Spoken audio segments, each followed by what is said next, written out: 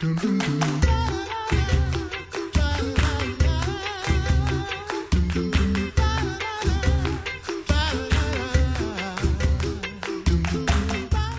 listening to the Coffee Hour. I'm Andy Bates. I'm Sarah Gulseth. It is Thursday, September 5th. I'm excited. It's not every day that we get to have a poet in studio. Not most days. Not most days. But it's exciting. It's great to have Tanner Olson, poet of Written to Speak. Thanks for joining us in the studio this morning. Oh, it's good to be here. You've had a busy 24 hours. You had an event last night. You had a school yesterday, and now on this world tour, stopping by KFUO studios. World tour. To be on the Coffee Hour. So we're privileged to have you in studio. Let's learn a little bit about Tanner. Okay. Where did your interest in poetry begin? Growing up, I had a huge interest in punk rock music. Yes. But I cannot sing. I cannot play music. Like, I'm just really bad at both. My wife always tells me, maybe you shouldn't sing right now. It's all right. It's just not very good. But when I was in 7th grade, I had a crush on a girl, and so I started writing poetry in my room. And it was like a really bad poem. It was like, your hair is like silk, the color of chocolate milk, right? Like, not very That's good great. poetry. So hopefully, hopefully my work has gotten just a little bit better since then. But it started in middle school and then just kind of carried through. And then in college, I got a little more serious about it, left school, and then continued to write. And then I just decided, hey, let's see what happens. And so I wrote a couple of spoken word albums. The first one was pretty rough, but like if you're willing to be bad at something, you might just become good at it, right? And so eventually, a couple years later, I came out with a book. And so here we are now, 6 years later after starting Written to Speak. That's pretty cool. Yeah. It's a fun story. It's been a long ride, yeah. I feel like a lot of great things just come out of like some weird thing that happened in middle school. It's like a lot of people's stories. Yeah. I don't know. That's true.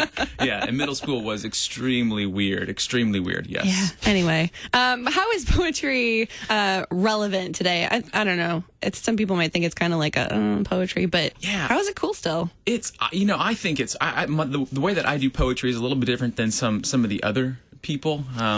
And I'm trying to bring in a different kind of style of poetry, not trying to reinvent the wheel by any means, but I try to blend a little bit of humor and faith and curiosity all together to create something that's going to be engaging and hopefully help people answer some questions or ask some new ones as well. Poetry has a pretty bad rap, especially like when I go into schools and the teachers are like, and we have a poet with us today. Nobody looks excited. Like all the kids are like, well, at least we're not in math class. And some of the kids are like, I wish I was in math class. But so I go and then I share a couple of poems and they're cool with it because it's trying to blend in different styles of writing and art. And most people when they go to a concert or to a show, they want to hear music. But I get up front and share some poetry and a few jokes and hope for the best. I have a very deeply personal question here before we get into more about your poetry. It's very personal. What is your favorite emoji? My favorite emoji? Or GIF. We got to add GIF to that. Or GIF. My favorite is the can of GIF, questions. GIF, sorry. GIF, whatever. My favorite GIF is of Michael Scott and Dwight Schrute just like raising the roof in the office. That's a good one. That's my favorite one. Now, So I guess I have to throw this question out now that I've asked it. sad. It's the can of curious questions. Curious questions. It's so good. How has your poetry given you an opportunity to express your faith to others? Yeah, it's been really interesting, and if I talk to some people about it, they'll be like, hey, your writing has a lot of faith undertones involved in it, and I think for me, a lot of my writing, it's very personal, and I try to blend in a couple of either questions that I'm asking, things that I am praying, or just things that I wonder about who Jesus is, what he has done, the work of the Holy Spirit, and like who God is as a creator, and trying to blend those in with a little bit of wrestling and a little bit of understanding and just trying to find some clarity. I think that writing is one of the best forms of therapy, and a blank page is a great place to wrestle and to learn. And so when I sit down to write, my hope is to speak to somebody who's struggling with something or working through something, but also I'm that person as well who's working through something and struggling with something. So I hope that faith outshines a lot of it. And in most of my poems, they all begin with like, I don't really know what's going on. Like, how do I be human being? You know? And then it all ends, most of my poems end with something hopeful. With like, there is something on the other side of all of this. God is at work in the midst of all the uncertain and all of the unknown. And so I try to blend in a lot of what it is that I believe, what it is that I've learned about who Jesus is in my writings. I feel like this whole interview is just one big spoken word. I'm just like sitting here listening. I don't have a question. What is that that experience or the journey that you want somebody to go through? I guess when they're either reading your book or listening to your spoken word. What is that journey that you want people to have? My main hope for this book is that they would sit down and they would put their phone away. They would shut the screen off for a little while. I think we're all kind of overwhelmed by technology these days, and words themselves just have this. It's a beautiful place for you just to open it up and to read and to sit and to think and to wonder. And I think we forget to do that most days. A lot of the things that I write, I feel like connect back to my childhood, to like third grade, when everything was pretty carefree. And it was just kind of fun and relaxing, and to sit with the words and to remember, hey, like, it's okay. Like, it's going to be okay. And I think when I look at my phone all day long, I just get overwhelmed. It just drains me. But then when I sit with someone's writings or someone's words, it's just a place just to sit and to be and to remember that God is in control and this isn't all about me. And we're going to be all right. And we're going to be all right. Yeah. Yeah. We forget to slow down a lot of times. All the time? Most days, yeah. And poetry really helps with that, just to like sit there and to be and to read and to let the words work and do something. And people are like, oh, so why should I buy your book? And it's like, well, I want to give you something to walk alongside you, to help you. It's not your foundation. I don't want this book to be your foundation, but I want something to help you, to kind of give you some comfort, to give you some joy, to give you some peace as you move forward, because this is a hard and difficult world. So we've got just a few minutes left here. Got about, 4 minutes? Yeah. Can you give us a little something what we might hear if we come to hear Tanner Olson? Yes. I'll read for you guys a poem called Two.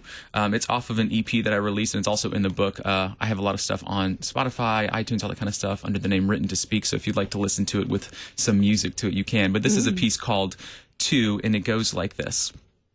Somewhere is everywhere to someone, and someone is somewhere to someone else. And I've been someone somewhere for too long, and everywhere seems to be where I've been lately. I'm all over the place, confusing myself as I drift in and out of space, stretching to put some space between the place that I left to leave behind. Sometimes growth feels like 2 steps back, and sometimes flourishing feels like failing, and I feel like I'm always falling, complicated and calling, trying to take 2 steps away from failing. And something more is out there, and that's where I'm going. I'll escape to explore, retreat to restore, be to belong, and reach the other side of all that is going wrong. I will continue to wander and wonder within all that is his, to seek the silence and the solitude, to create in the chaos, and give grace to the grave places in my life. And I'm beginning to see more clearly, like, in all that is heavy there is hope.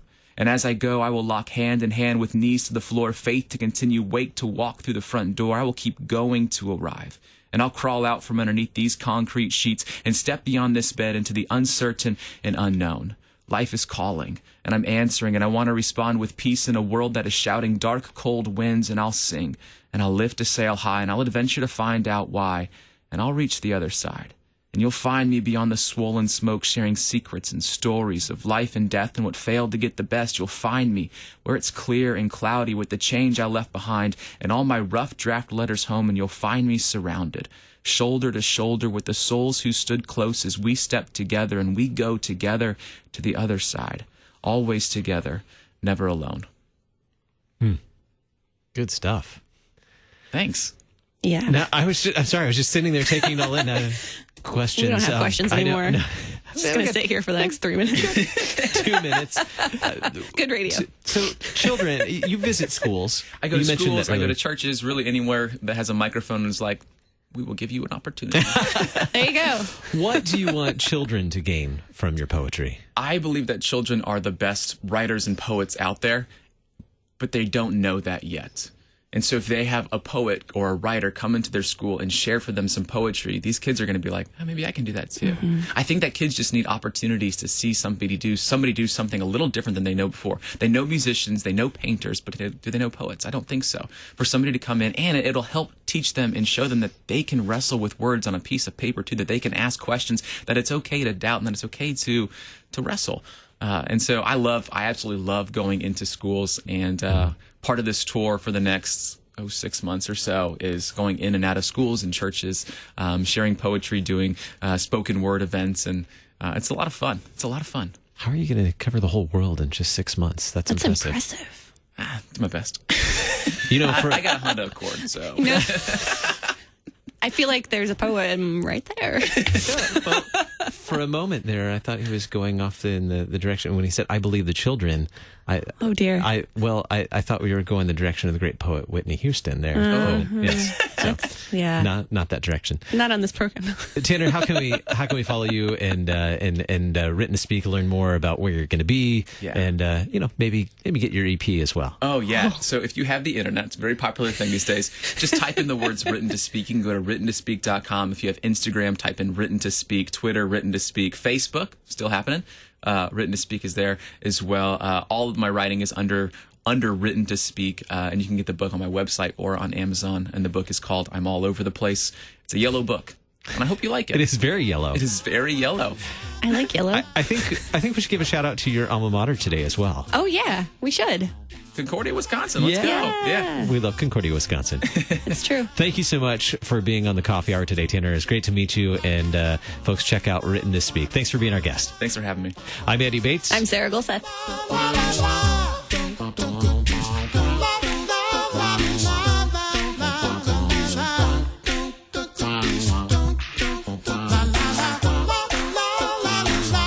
The Coffee Hour with Andy and Sarah is a production of KFUO. To support the Coffee Hour and KFUO Radio, visit KFUO.org. You can also text KFUO to 41444 or send an email to gifts@KFUO.org. And you can call us at 800-844-0524. KFUO. Christ for you, anytime, anywhere.